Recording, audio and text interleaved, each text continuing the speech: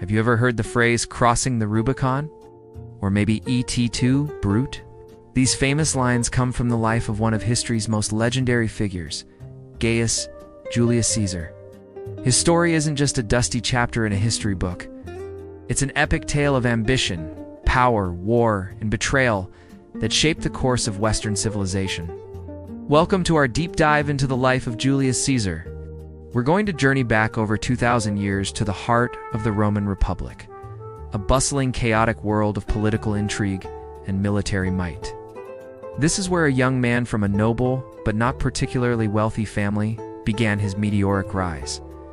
So how did Caesar go from a relatively minor official to the most powerful man in Rome? It wasn't just luck. Caesar was a genius, a master strategist, a charismatic leader, and a brilliant writer. We'll start by exploring his early career, his daring capture by pirates, and how he used that very incident to build his reputation. We'll see how he formed the First Triumvirate, a powerful political alliance with two other Roman giants, Pompey the Great and Marcus Crassus. This alliance wasn't a friendship. It was a ruthless pact to dominate Roman politics, and it set the stage for everything that followed. Then, we'll march with Caesar and his legions into Gaul, modern-day France. His Gallic Wars weren't just a series of battles, they were a decade-long campaign that showcased his military brilliance. We'll look at key battles like the Siege of Alesia, where he pulled off one of the most incredible military victories in history, defeating a vastly larger force by building a wall around an entire city, and then another wall around his own army.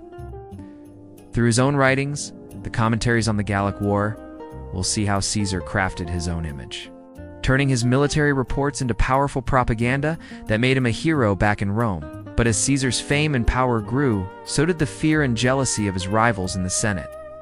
The partnership of the Triumvirate shattered, and Rome was pushed to the brink of civil war. This brings us to that fateful moment at the Rubicon River. The Senate had ordered him to disband his army and return to Rome as a private citizen, where he would surely face prosecution and political ruin. His decision to lead his army across the Rubicon was an act of treason, a point of no return.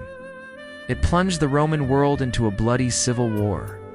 We'll follow the campaigns as Caesar chased his rival Pompey across the globe, from Italy to Spain, Greece, and finally to Egypt. We'll witness the Battle of Pharsalus, where Caesar's tactical genius allowed his outnumbered army to crush Pompey's forces, cementing his control. And in Egypt, another legendary chapter unfolds. We'll explore his famous and complex relationship with Cleopatra, the last pharaoh of Egypt. It was a political and personal alliance that would have massive consequences for both Rome and Egypt, resulting in a new heir and tying the fate of her kingdom to his. With his enemies defeated, Caesar returned to Rome not just as a general, but as the undisputed master of the Roman world. He was named Dictator for life, a title that shattered the very foundations of the Roman Republic. He launched a series of ambitious reforms. Changing the calendar, the Julian calendar is the basis for the one we use today, organizing the government, and planning massive public works projects.